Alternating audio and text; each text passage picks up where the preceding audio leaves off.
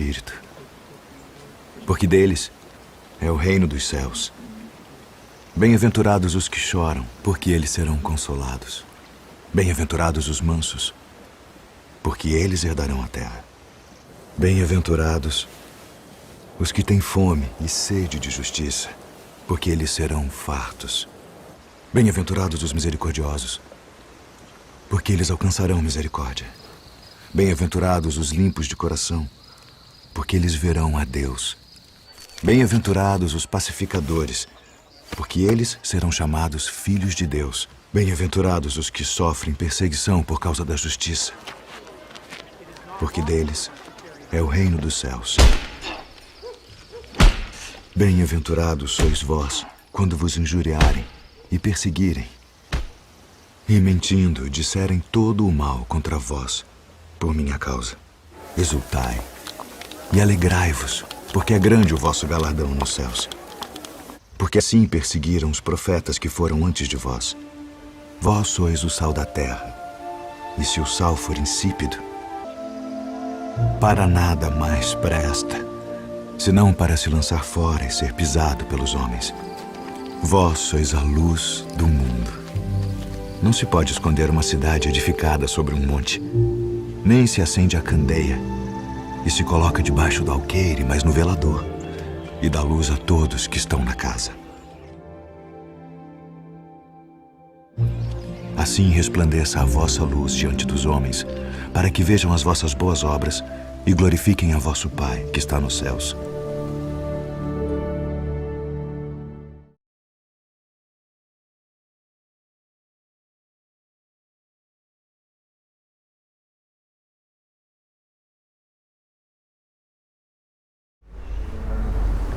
Uma boa noite a todos. Então, nesse momento, nós vamos nos ligar a essa equipe espiritual, responsável aí pela nossa casa, pelo nosso trabalho, né? Agradecido a eles pela oportunidade de estarmos aqui. Aí eu peço a vocês, então, que me acompanhem em pensamento. Mestre, fazei de mim um instrumento de vossa paz. Aonde houver ódio, que eu leve ao amor. Aonde houver ofensa, que eu leve o perdão. Aonde houver discórdia, que eu leve a união. Aonde houver dúvidas, que eu leve a fé. Aonde houver erro, que eu leve a verdade. Aonde houver desespero, que eu leve a esperança. Aonde houver tristeza, que eu leve a alegria. E aonde houver trevas, que eu leve a luz. Mestre, fazei que eu procure mais consolar do que ser consolado, compreender do que ser compreendido, amar do que ser amado, pois é dando que se recebe, é perdoando que se é perdoado e é morrendo que se vive para a vida eterna. Que assim seja. Uma boa aula a todos. Uma boa noite a todos. Hoje nós vamos estar falando sobre bem-aventurados os que têm fome e sede de justiça, porque eles serão saciados. Então, quando nós olhamos a frase, bem-aventurados têm fome e sede de justiça, mas de que justiça eu estou falando? Porque muitas vezes nós estamos olhando para a nossa justiça, para o nosso ponto de vista. Então, frente a todas essas injustiças, aparentes injustiças, porque no mundo há injustiças, mas não existem injustiçados.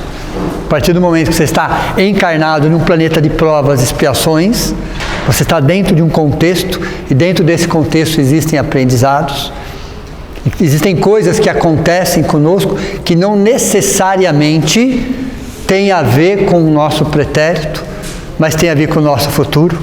Quando você fala em expiações, você fala em passado. Quando você fala em provas, você fala em futuro. Quando um anjo decide encarnar ou reencarnar entre nós para uma missão, antes dele reencarnar, o orientador dele chama e diz o seguinte: você vai reencarnar num planeta de provas e expiações. A primeira dificuldade que você vai sentir é algo chamado abandono afetivo. Eu estou falando de um anjo. E por quê? Porque será que vai acontecer isso com ele? Será que é expiação? Será que é passado? Eu estou falando de alguém que já está, ele vai sofrer de abandono afetivo. É por ele? É pelo passado dele? Ou é característica do próprio planeta? Então, está reencarnado no planeta de provas e expiações. Existem expiações, passado? Existem. E existem provas. Existem situações que nós estamos passando que fazem parte do nosso futuro. Então, é como se Deus estivesse nos preparando para algumas situações. Então, essas aparentes injustiças têm a ver também com o nosso crescimento como seres humanos. Então, quem tem fome e sede de justiça, mas não é da nossa justiça. É interessante que quando a gente fala que Deus é justo, não, Deus não é justo. Muito menos bom. Deus é a justiça.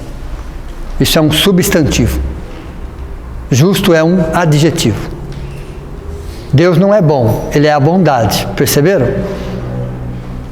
Então, quando nós olhamos a questão número 1 do livro dos Espíritos, Deus é a inteligência. Ele não é inteligente, Ele é a inteligência.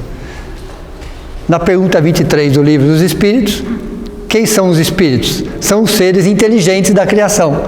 Aí é adjetivo. Então, Deus é sempre substantivo. Sempre. Todos os seus atributos são substantivos. Nós somos sempre adjetivos. Nunca seremos um substantivo. Sempre seremos um adjetivo. Então, quando se fala de justiça, da justiça de Deus, não é a nossa justiça. Porque a nossa visão de justiça ainda é uma visão de um planeta de provas e expiações. É uma visão distorcida. É uma visão ainda egoísta. Então, essa sede, essa fome, vai fazer com que desperte em nós um outro sentimento. Um outro sentimento. No quarto degrau que nós estaremos estudando hoje, é o segundo nível. O primeiro nível, humildade, resignação e mansuetude, tinha a ver conosco. 100% conosco. Era 100% uma decisão de livre-arbítrio. Era livre-arbítrio.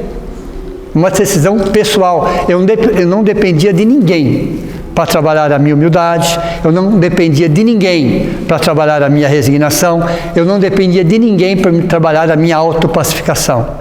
Eu não dependia de ninguém, eu só dependia de mim mesmo. Esse é o primeiro nível.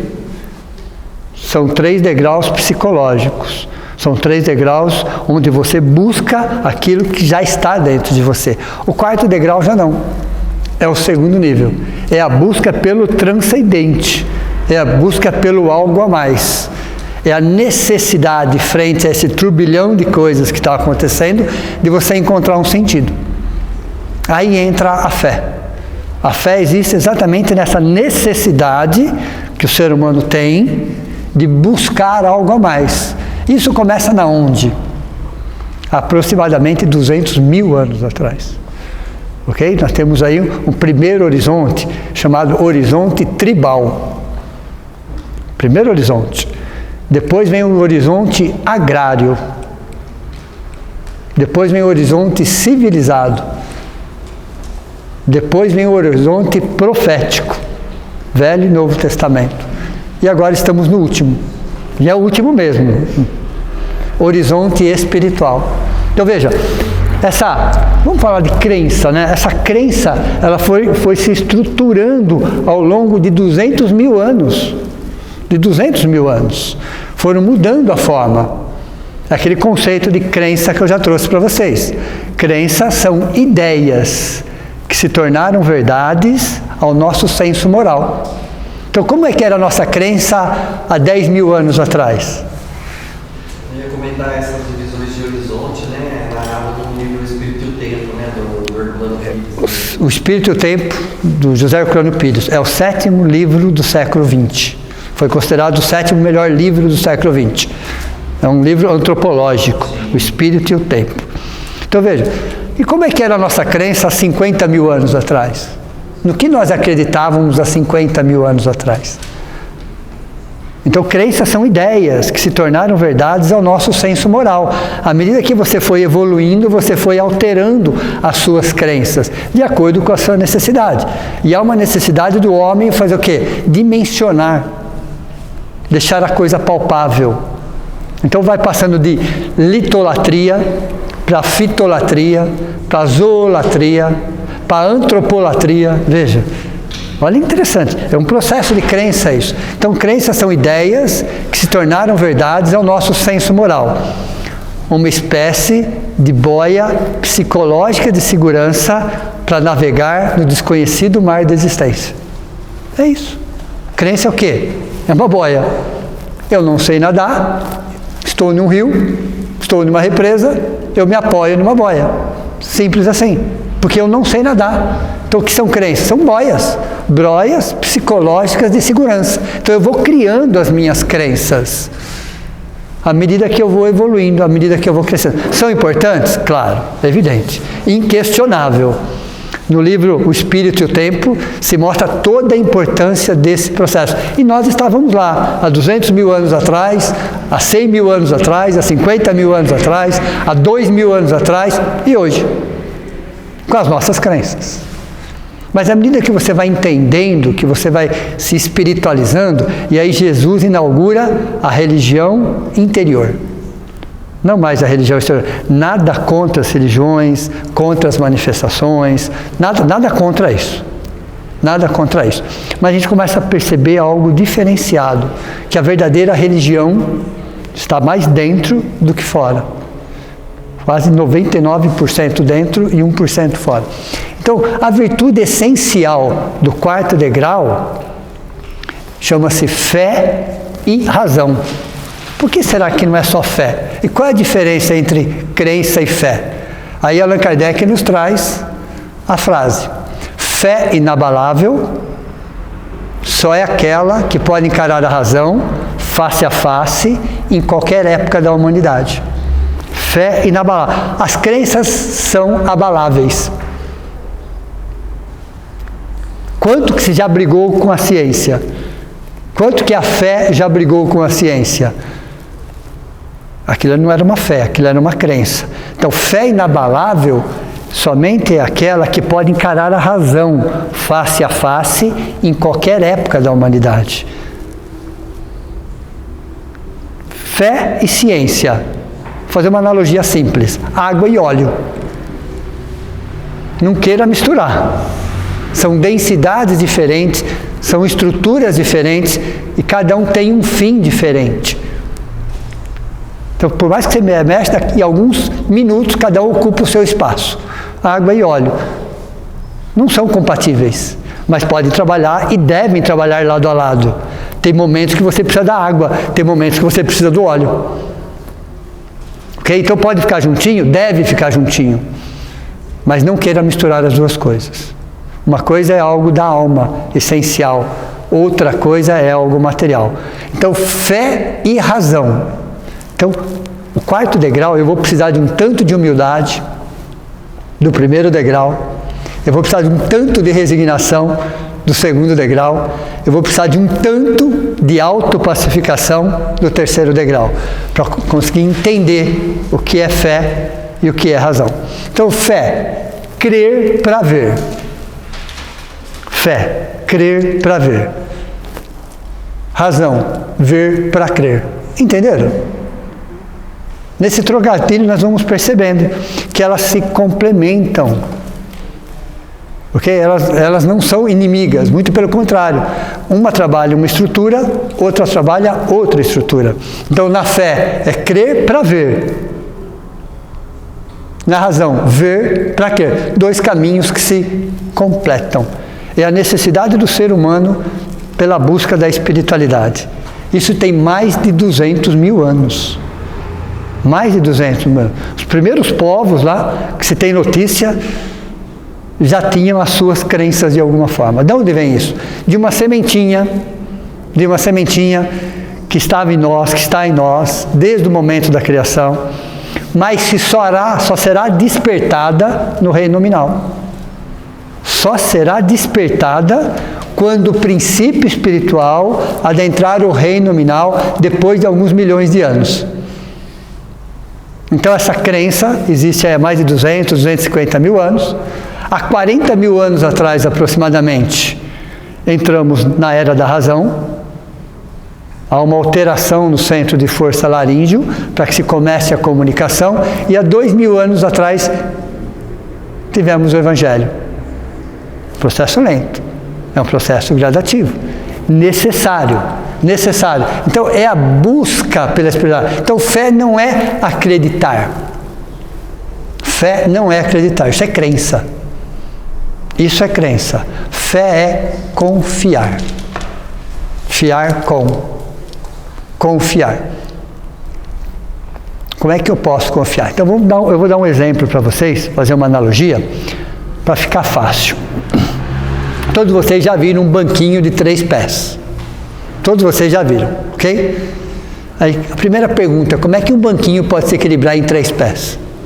Primeira pergunta que a gente faz. Teoricamente teria que ser 4, mas 3 e funciona. E às vezes tem um reforço entre eles. Vocês já viram isso? Mas funciona e funciona bem. Então a pessoa que idealizou aquilo teve uma excelente ideia. Economizou um pé. Cada vez que economizava 3, fazia mais um banquinho. Não era assim? Mas vem a pergunta, como é que 3 pés dá a sustentação e dá o equilíbrio? Porque eles estão equidistantes, na mesma distância um do outro. E eles têm um reforço. Então, para eu subir em cima desse banquinho com 3 pés, eu preciso que cada pé esteja exatamente do mesmo tamanho. Se tiver 1 centímetro maior um do outro, eu vou cair.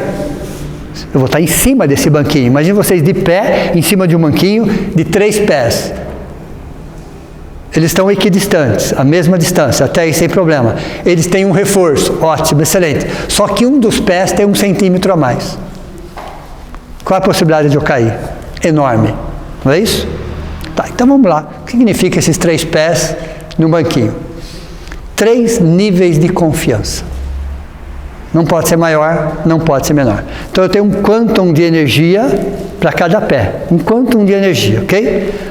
Primeiro pé chama-se confiança em si mesmo.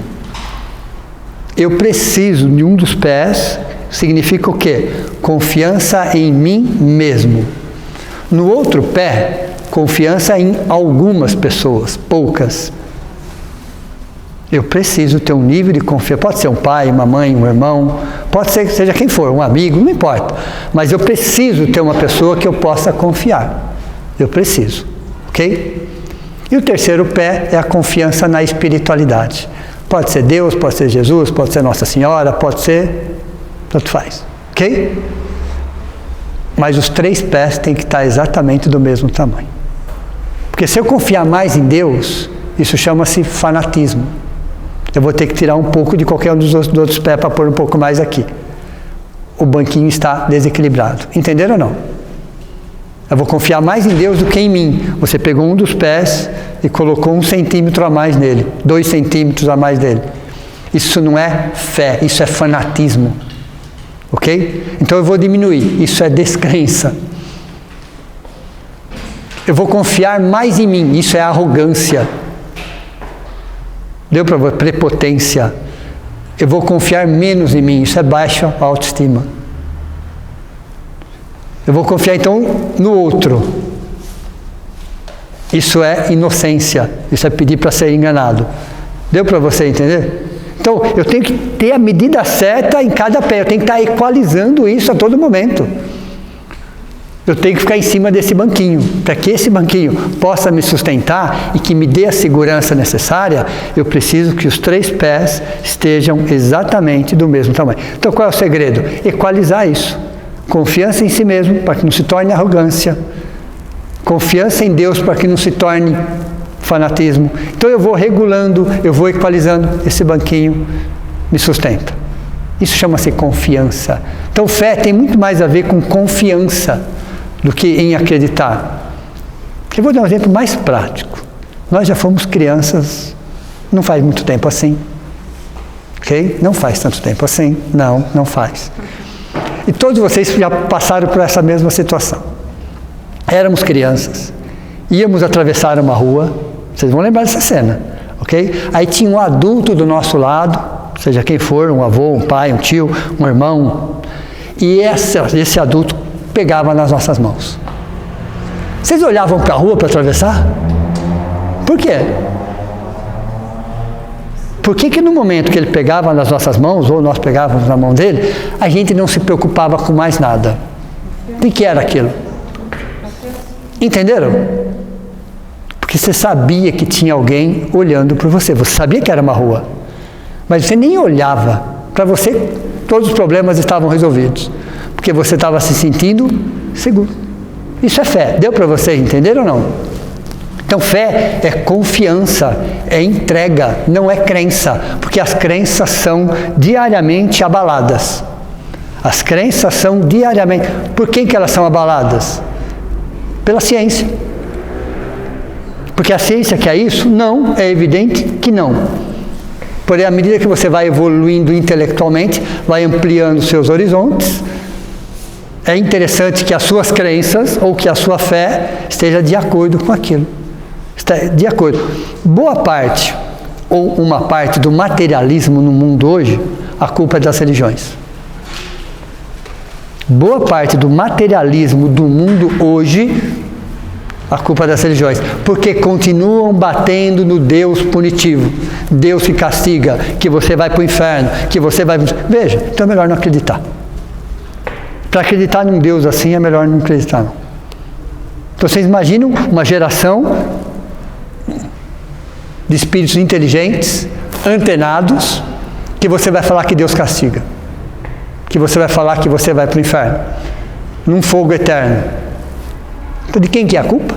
Então, uma parte do materialismo é justamente essa mesma concepção da Idade Média. Qual foi o erro das religiões dominantes? Não levou em consideração a evolução intelectual.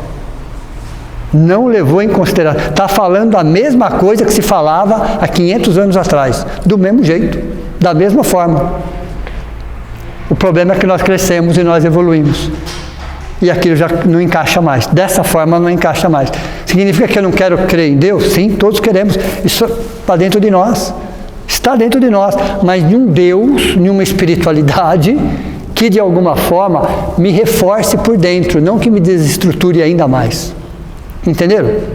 Então veja, essa experiência com a espiritualidade, né? E fé é uma palavra de origem latina, vem de fides, vem de fidelidade, vem de relacionamento. Perguntinha básica: como é que está o nosso relacionamento com Deus? Está rolando umas DR de vez em quando ou não? Direto. É o relacionamento que nós temos com Deus. Quando você fala em fé, fides, fidelidade, relacionamento com quem? Com a espiritualidade. Eu posso chamar de Deus, eu posso chamar de Jesus, eu posso chamar o nome que eu quiser. Mas como é que está esse meu relacionamento? Só que eu não sei. Ou eu acho que não sei, ou eu finjo que eu não sei, que o meu relacionamento com o mundo está intimamente ligado com o meu relacionamento com Deus. É quase que um reflexo. Deu para vocês entenderem ou não? Como eu me relaciono com Deus, com a espiritualidade, com aquilo que realmente eu tenho fé, como é que está esse meu relacionamento, é como eu vou refletir o meu relacionamento no mundo. Entenderam? Olha como é muito mais profundo do que a gente imagina. Então essa confiança vem justamente de autoconfiança, de confiança na espiritualidade, de confiança em alguém. Isso gera estrutura, isso gera paz. É a fé procura, a razão encontra. A fé procura, a razão encontra. Ok? Duas ciências que nos ajudam, muito mais do que a religião, ok? Muito mais do que a religião. Duas ciências que nos ajudam a entender um pouco melhor do que de Deus. Ciência. Interessante. A biologia, que estuda a vida, e a astronomia, que nos mostra a grandeza. É interessante isso, né? Então a gente começa com duas ciências. E por que será, o que faz pelo menos que um espírita acredita em Deus. Olha, interessante. Quais são as razões que nos levam, 3 pelo menos, a acreditar em Deus? Primeira razão, vai cair na prova, tá? Primeira razão, a inteligência estrutural da natureza. A inteligência do micro ao macro, dos infinitamente pequenos aos infinitamente grandes, as subpartículas atômicas às grandes galáxias.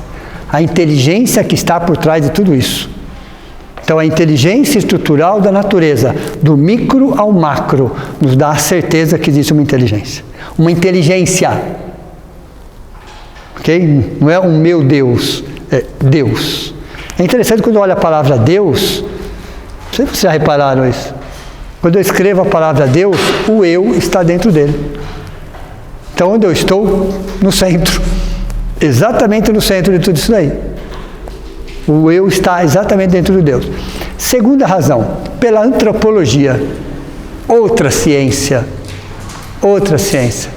E no livro O Espírito e o Tempo explica isso de forma bem detalhada. Não existe registros que de um povo, de uma civilização ateu. Não existe, desde os primeiros. Porque alguém pode falar, mas isso é fruto de conhecimentos anteriores. De quem? Se eu estou falando dos primeiros.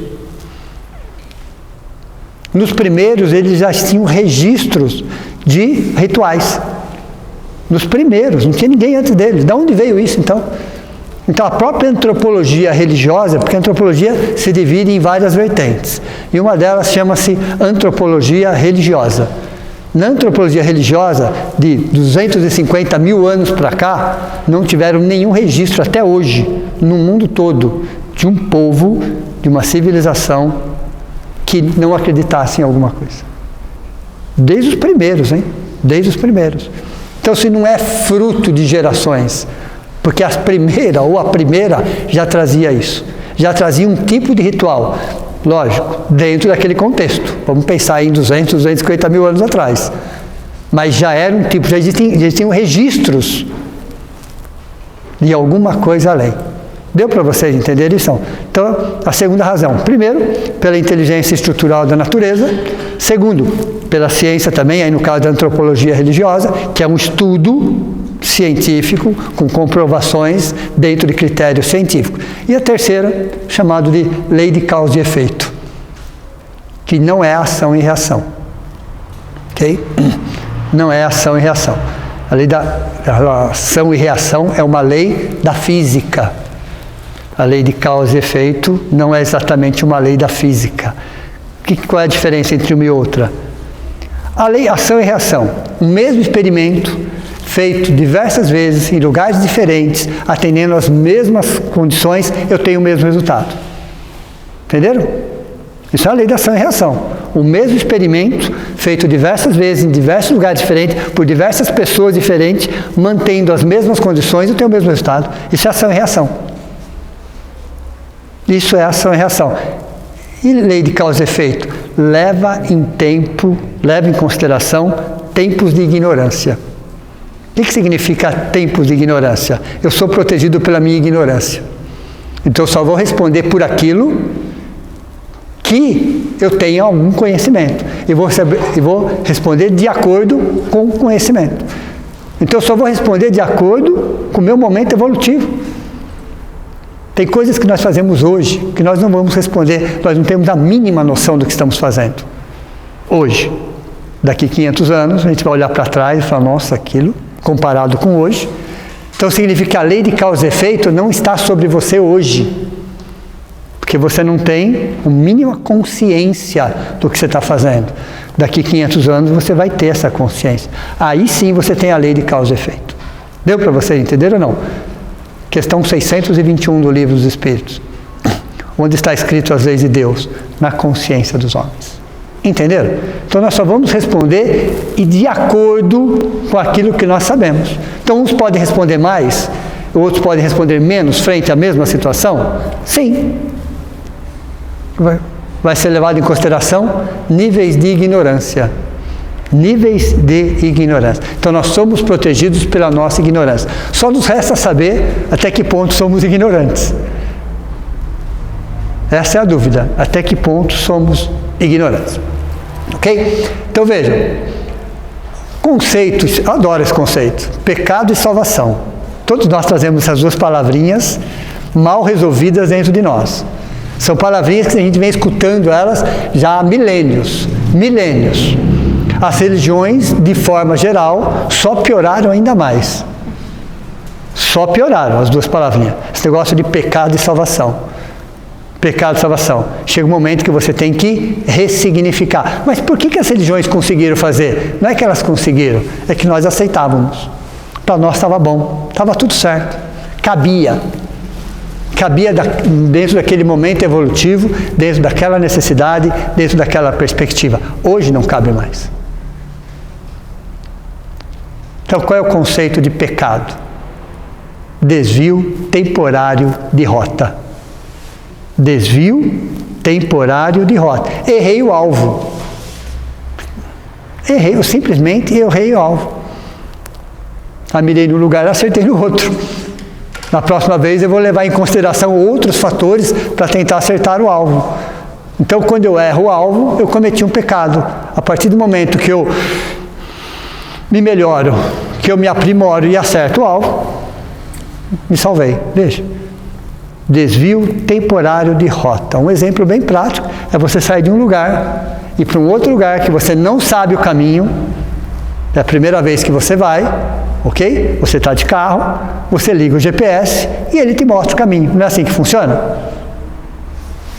Eu vou do lugar X para o lugar Y. Não sei o caminho, não faço a menor ideia nem para que lado fica aquilo. Eu ligo o GPS do carro, ele me mostra o caminho, a melhor rota, tudo, o tempo. Não é assim que ele faz? Pergunta. Mesmo com o GPS ligado, eu posso me perder? Com o GPS ligado? Me mostrando o caminho? Sim. A maioria... Vocês já fizeram isso alguma vez? Olha que interessante. Então, por uma distração, por qualquer situação que pode acontecer, você sai da rota prevista. Aí, quando você sai da rota, você escuta recalculando rota. Isso quando ele é muito educado, não é isso? Recalculando rota. Ele te coloca no destino? Não. Por que ele não coloca no destino? Ele te coloca mais ou menos aonde você se perdeu. Porque a estrada é tua. Ok? Se ele te colocasse no destino, qual era o aprendizado? Zero. Então ele vai te colocar mais ou menos onde você se perdeu e você vai seguir o caminho. Há a possibilidade de se perder de novo? 5 km para frente? Sim. Quer dizer, num caminho de 100 km eu posso me perder pelo menos umas 20 vezes? Posso.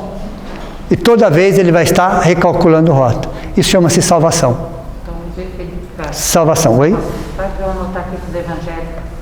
Okay? Entenderam? Então, pecado é um desvio temporário de rota. Salvação? Salvação é o retorno ao caminho, à estrada. O exemplo do GPS. O exemplo do GPS. Ele não vai te condenar, ele não vai te julgar, ele não vai te falar, ele só vai falar para você, recalculando rota. Amanhã eu pego essa mesma estrada. A mesma estrada. Eu posso me perder de novo na mesma estrada? Talvez eu não me perca 20 vezes, eu me perca 15 vezes. Porque algumas coisas eu vou lembrar. Mas eu vou me perder 15 vezes. 15 vezes ele vai falar a mesma coisa. Passado um tempo, eu pego a mesma estrada, eu não me perco mais 15 vezes. Eu vou me perder 10 vezes. Entenderam? E às vezes no mesmo lugar eu vou me perder, inclusive. Chega um momento que você não precisa mais do GPS. Aquela estrada, para você, você já conhece todos os desvios, todas as distrações, todas as possibilidades. Aquela estrada para você já foi aprendida. Entenderam? Não fica fácil. Alguém vai perguntar, mas eu tenho GPS de fábrica. Nós temos um GPS de fábrica chamado nossa consciência. Toda vez que eu me perco no meu caminho, toda vez que eu acabo me equivocando, falando o que não devia, fazendo o que não devia. Tem algo dentro de mim que fala, recalculando rota. Volta e vê aonde você se perdeu e vai de novo. Lá na frente você vai se perder de novo, não tem problema. Entenderam? Pecado e salvação, pecado é desvio temporário de rota. Não adianta você ficar brigando com a placa. Não adianta você ficar brigando com o desvio. Não adianta você ficar brigando. Quanto mais você briga, pior fica. Você não vai sair do lugar. É mais fácil você aceitar e continuar. Porque não adianta sair do canto e ficar brigando, xingando. E aí, vai mudar alguma coisa? Não mudou nada. Não se justifique, não terceirize. Pegue a sua estrada e continue a jornada. Um outro exemplo é aquela pessoa, um esportista, vamos dizer assim, né, do tiro ao alvo. É a mesma coisa, na flecha. Ele errou. Aí ele vai considerar o tempo, ele vai considerar a respiração, ele vai considerar outros fatores para que ele possa acertar o alvo. Então, quando ele erra o alvo, é o pecado. Quando ele acerta o alvo, é a salvação. Entenderam? É só isso. Simples assim. Simples assim. Um desvio temporário de rota. O pecado e a salvação. Então, quando você fala em fé, fome e sede, vamos entender que pecado e salvação é uma questão de aprendizado. Quando eu tenho humildade, quando eu tenho resignação, quando eu tenho humildade, quando eu tenho resignação, quando eu tenho autopacificação.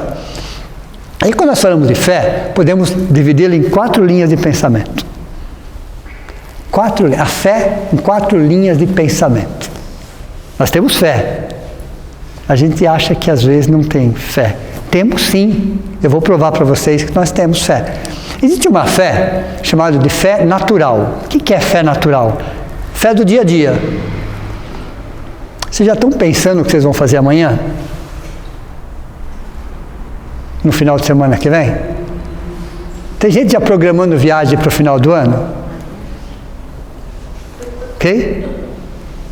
Vocês têm certeza que vocês vão acordar vivo amanhã?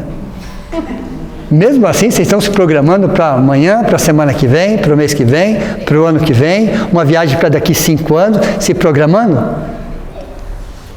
Tem que ter muita fé, não é isso? Para você se programar sabendo que pode acontecer alguma coisa e você não fazer.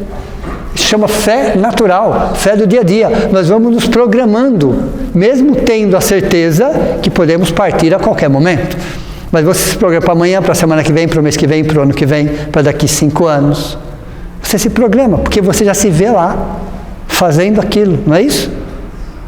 Vou entrar numa faculdade, daqui 5, 6, 7 anos estarei formado. Você já se visualiza formado, não é isso? Isso é fé natural, do dia a dia. Isso é confiança. Isso é certeza. Isso é entrega. Isso não é crença. Isso não é crença. Então é a fé do dia a dia. Você entra... Quando alguém daqui, acredito que todos vocês já viajaram de avião? A maioria, né? Tá, então vou fazer uma perguntinha para vocês. Antes de entrar na aeronave, vocês perguntaram como é que está, ou olharam pelo menos, né? Deveria pelo menos, como é que está a manutenção da aeronave? Vocês foram lá ver? Ninguém foi lá ver? E confiaram? Melhor nem saber. Como é que está o piloto naquele dia? Melhor nem saber. Será que ele brigou com a esposa? Ele está com ideias suicidas naquele dia? Ele está em depressão? Vocês foram lá pelo menos conversar para ver se ele está bem? Não foram também? E entraram no avião? E já se viram no destino? Depois de 2 horas, 3 horas, 6 horas, 10 horas, não importa. Mas vocês já se viram lá? Ligaram para a pessoa lá, falaram, estou chegando tal hora. Nossa, cara, você está desanimando a gente. Não é isso? Sem olhar a manutenção da aeronave e sem ter olhado, conversado pelo menos com o piloto, entraram no avião e foram assim? Precisa de fé. Precisa de fé. Isso é fé natural, entenderam? É você fazer as coisas, mesmo sabendo que pode acontecer qualquer coisa, claro, evidente, mas você tem quase a certeza que vai dar tudo certo. Quase a certeza, chama-se fé natural. Olha uma fé que nós temos todos os dias. Todos os dias nós temos essa fé, ok? Fé científica. Quem daqui acredita que existem átomos, subpartículas? Já viram algum? Não. E acreditam mesmo assim? Sim. Baseado em quê? Ciência. Em alguém que descobriu? Em alguém que estudou. Você está acreditando em um estudo de alguém que você não conhece. E você não estava lá junto com ele? Não fez as mesmas pesquisas? E acredita nisso? Sem conhecer, sem estar lá e sem ver? Todos nós acreditamos que o Brasil foi descoberto em tal dia, tal ano, assim, né? Vocês estavam lá? Quanta coisa que a história conta pra gente e a gente acredita sem duvidar. E nós não estávamos lá. Outra encarnação era política. Entendeu? Então, isso chama-se fé científica, vocês concordam? Eu não estava lá, eu não participei daquela pesquisa, eu nunca vi um átomo na minha frente, mas eu acredito que ele existe. Isso é fé. Ó, crer para ver. Eu nunca vi um átomo, mas eu tenho certeza que ele existe. E é só subpartículas, ok? Fé religiosa. Transcendente. A gente sente que existe algo além. Não é palpável. Não é palpável. A gente percebe que existe alguma coisa diferente. Imaterial. O princípio espiritual, indo para a condição de espíritos, já começa a perceber isso. Porque é uma semente dentro dele que começa a eclodir há 250 mil anos atrás. No princípio, no reino animal não existe isso. A partir do reino hominal para frente, que essa semente chamada fé começa a despertar. É um longo período aí de mais de 300 mil anos. Mas começa todo um processo. Então é a fé religiosa. E a fé raciocinada. Não racionalizada. Raciocinada. Você pensa, não é creio porque creio, mas creio porque sei. Sei porque eu estudo, porque eu pesquiso, porque isso faz sentido. Faz muito sentido. Então é a fé raciocinada. Então eu creio porque eu sei, isso faz sentido. Isso está junto com a ciência, está junto com a filosofia, está junto com uma série de fatores que fortalece o conhecimento. Chama-se fé raciocinada, onde você reflete, onde você pensa, onde você questiona. Como que um ser humano evolui? Questionando, perguntando. Só existe uma única forma de existir para a gente evoluir é perguntando, questionando, querendo saber. Isso é natural, é saudável, inclusive. Entenderam? Então veja, quando nós falamos de fé, aí nós vamos pensar na oração e na prece. Na oração e na prece, né? E aí tem que olhar às vezes os textos, buscar as entrelinhas, a essência do que está escrito, não se prender mais na forma.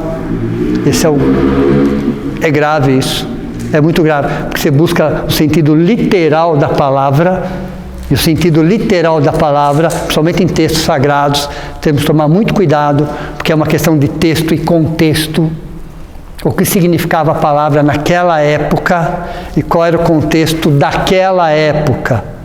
Se você não levar isso em consideração, você vai se perder nas interpretações. Se você quiser trazer no sentido literal para o dia de hoje, você vai se complicar. Então significa que lá tem armadilhas? Não, a armadilha está nos olhos de quem lê, na sua interpretação. Então todo o texto sagrado, a doutrina espírita também, sim, foi escrita no século XIX. A forma de escrita está do século XIX, está numa estrutura católica. Fazia parte da época, claro, não tinha como escrever de forma diferente. Não tinha como escrever. Mas eu tenho que entender qual é o sentido, qual é a essência da palavra. Porque senão eu vou seguir de novo a forma literal. Eu vou seguir de novo a forma lateral. E quantos chegam no plano espiritual com uma frase do século XIX, com uma frase estampada no peito, com camiseta escrita e tudo, dizendo assim: fora da caridade não há salvação. Fiquei 90 anos da minha vida fazendo caridade. Quero um lugar melhor. Está escrito. E pega o texto e fala, está aqui, está escrito. O que a gente fazia com o Velho Testamento na época de Jesus? Está escrito. Passaram-se 19 séculos, está fazendo igualzinho. Entenderam? Então você tem que se libertar da forma. Está errada? Claro que não. É evidente que não. O jeito de olhar que tem que ser modificado. Então quando a gente olha a prece e a oração, a prece é agradável a Deus como se Deus precisasse de prece para ser agradado. Claro que não. É evidente que não. Ok?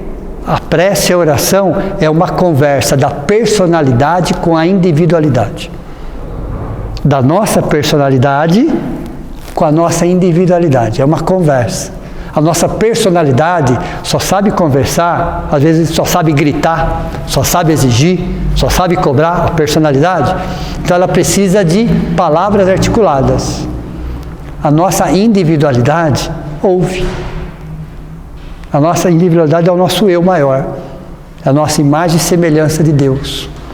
Aí quando há uma conversa, um diálogo, onde um fala e o outro ouve, que você abre a conexão, aí sim você abre para o universo.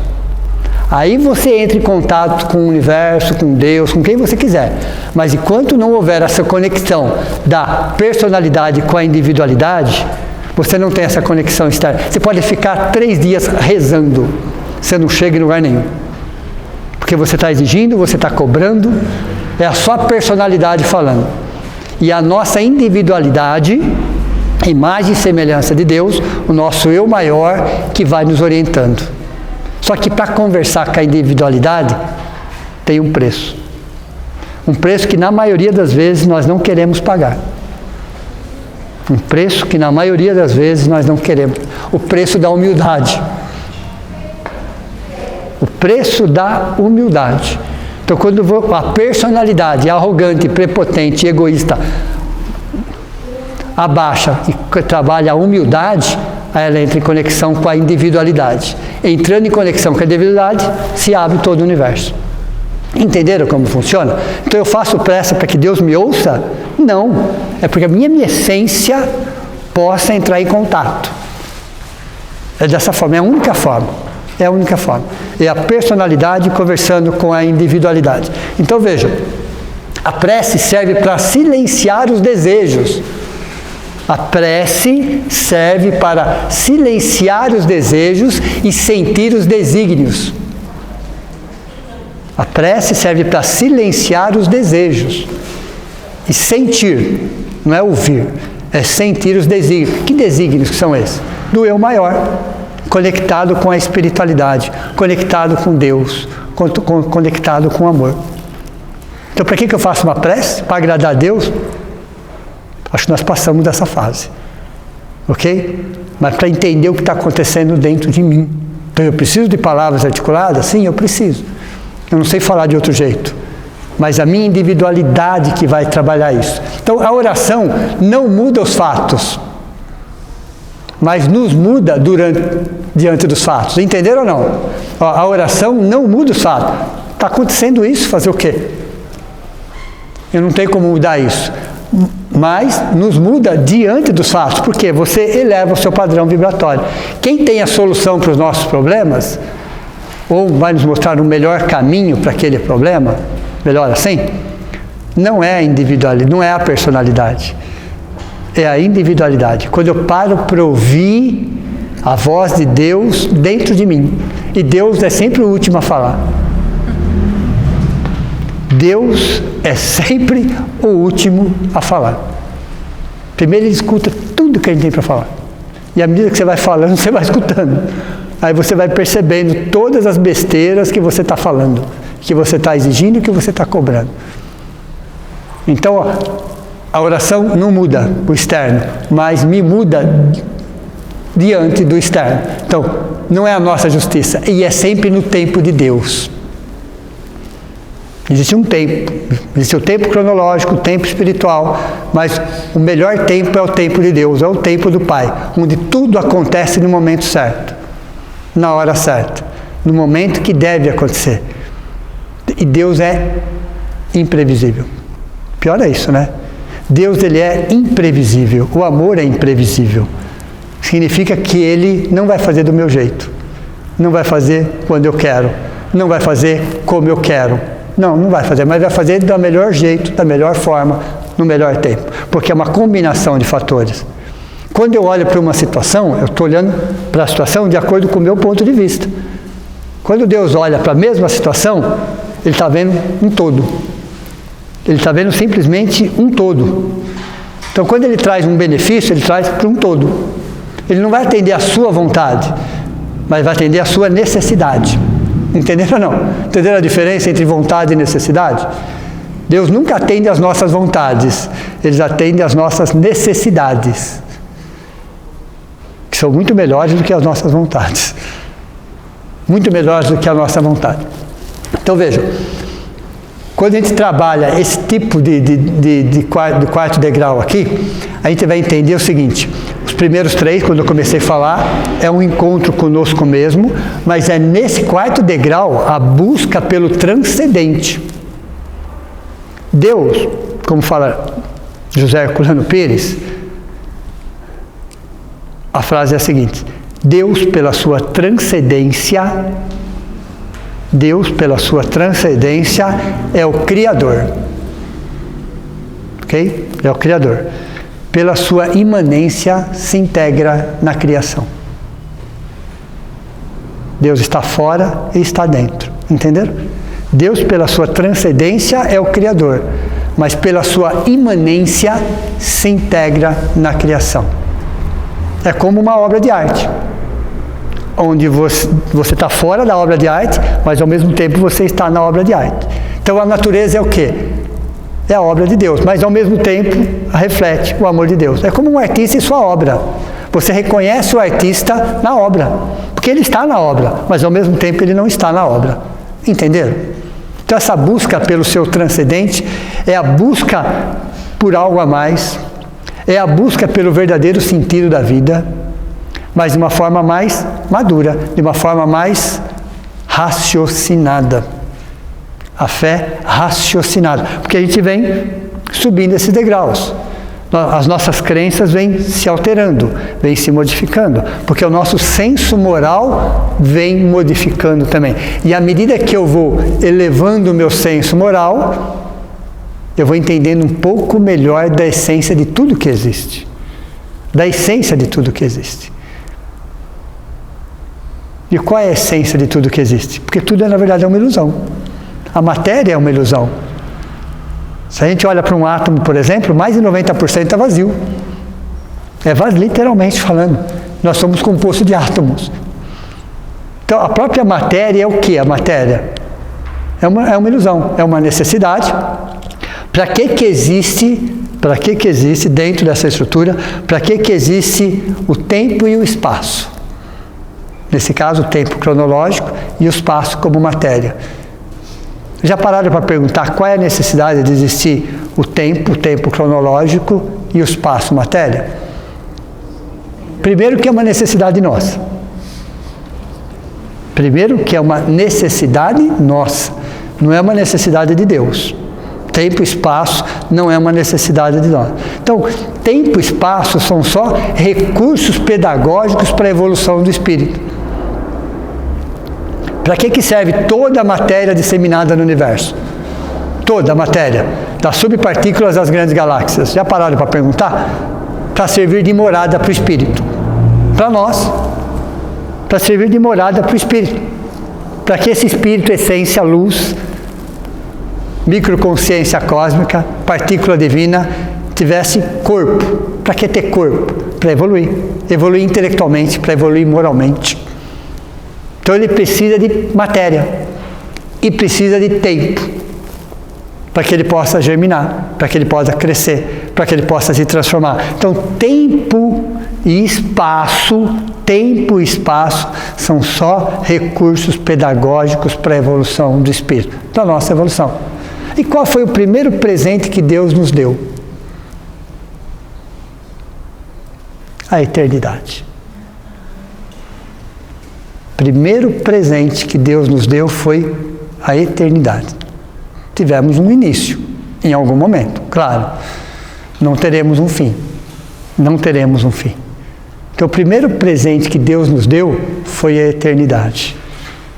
A razão de tudo existir no universo, das micropartículas às grandes galáxias, a razão de tudo isso é servir de morada de processos evolutivos. Para espíritos imperfeitos? Não existe isso também.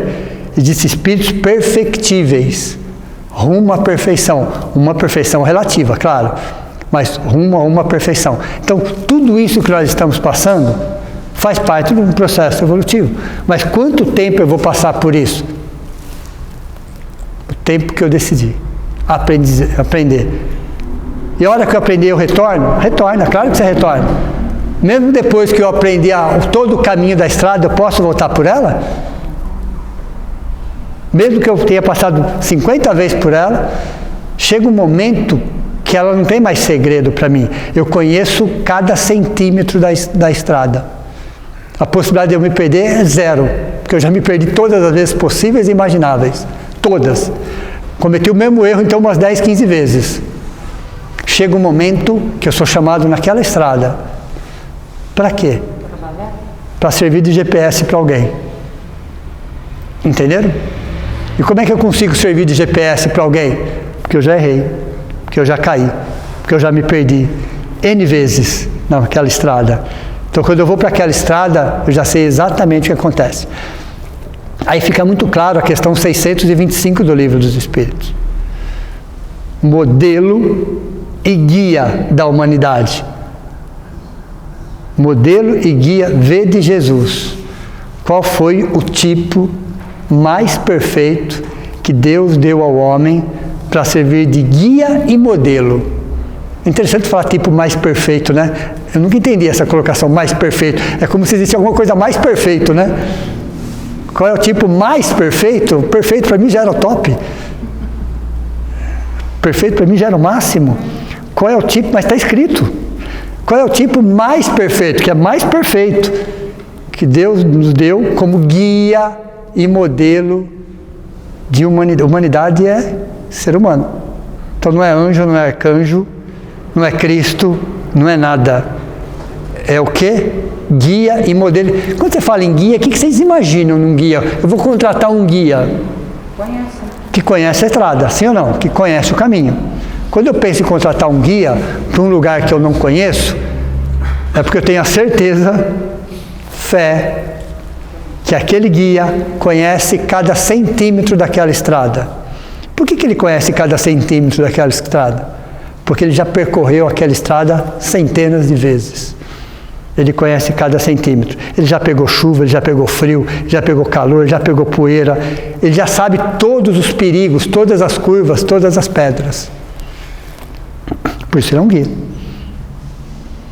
E por que modelo? Porque frente a cada curva, a cada tempestade, a cada perigo, ele sabe se comportar frente àquilo ali. Então Deus, Jesus, como guia e modelo da humanidade, como seres humanos. Como seres humanos.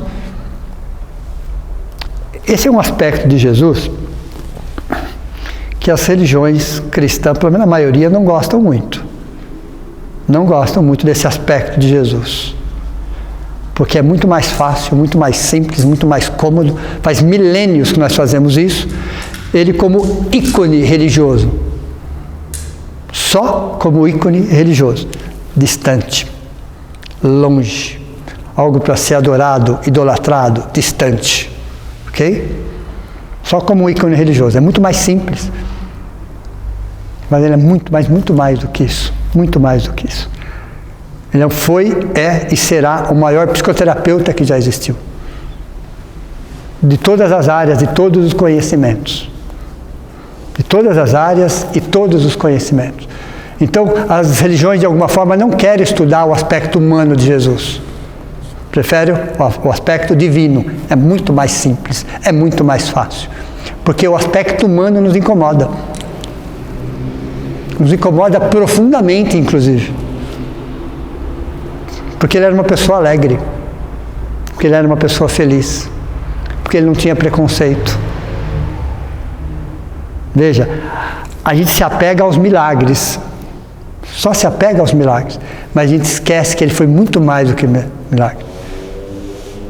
A vida mais maravilhosa de Jesus não foram os milagres, não foi a crucificação, não foi. Foi o dia a dia deles, como uma pessoa normal, como uma pessoa comum, que sorria, que brincava, que tratava todos com respeito, que brincava com os animais, que adorava a natureza, que respeitava os pais.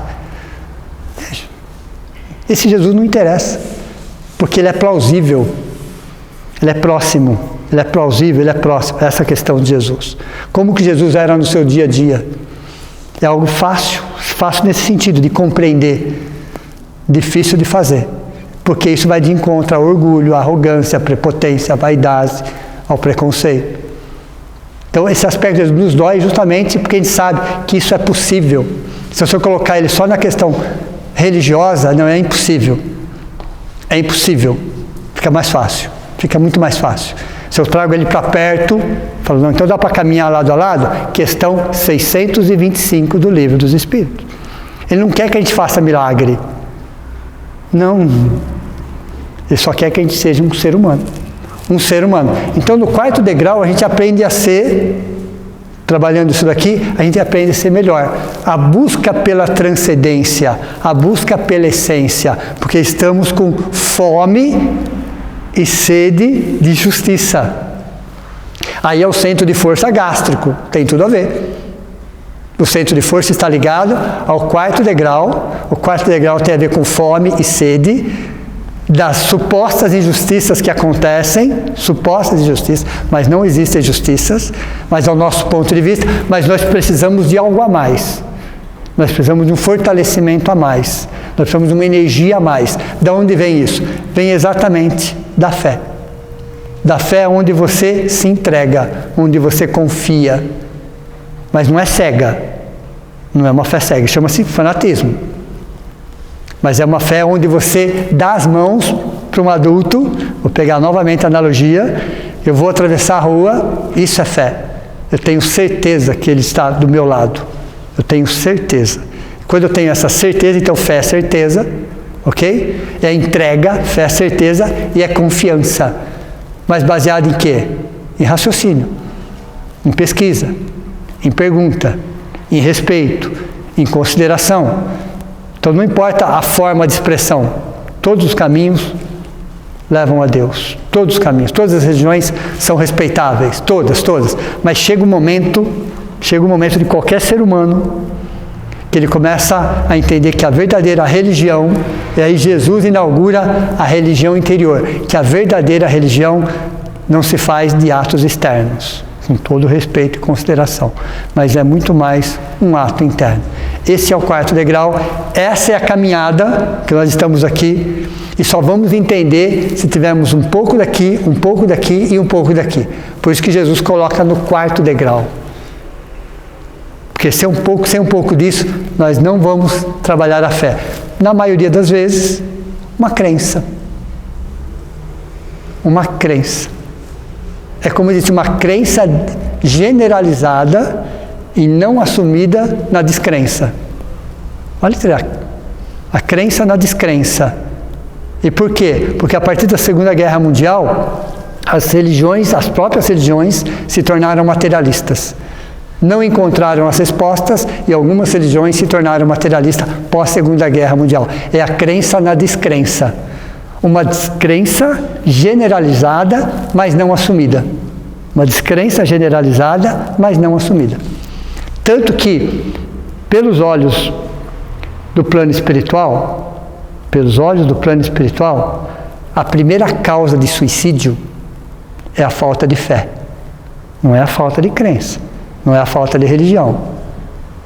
Aos olhos do plano espiritual, a primeira causa de suicídio é a falta de fé. A segunda é o materialismo. É interessante isso. É interessante. Né? Aos nossos olhos, o suicídio tem várias outras causas. Um olhar da espiritualidade é a falta de fé. Não é falta de religião, não é falta de crença. É a falta de fé. Porque a fé é confiança. A fé é entrega. A fé é uma força que todos nós temos, mas que nós precisamos desenvolver. É a nossa ligação, aqui eu coloquei Deus, mas é a ligação com a espiritualidade superior.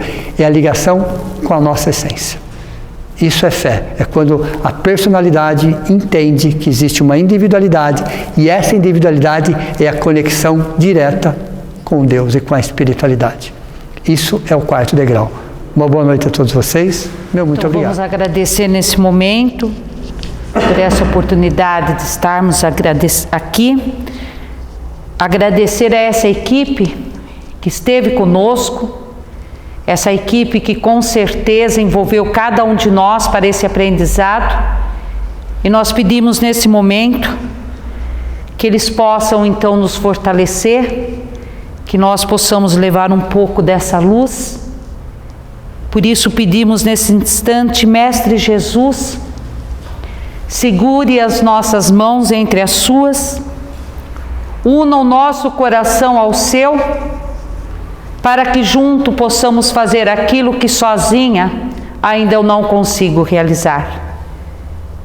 Jesus, Mestre amado, dê a serenidade para eu aceitar aquilo que ainda não posso mudar e a força para transformar aquilo que eu já consigo.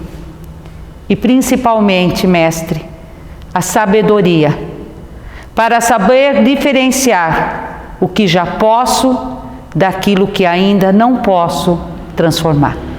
Uma boa noite a todos.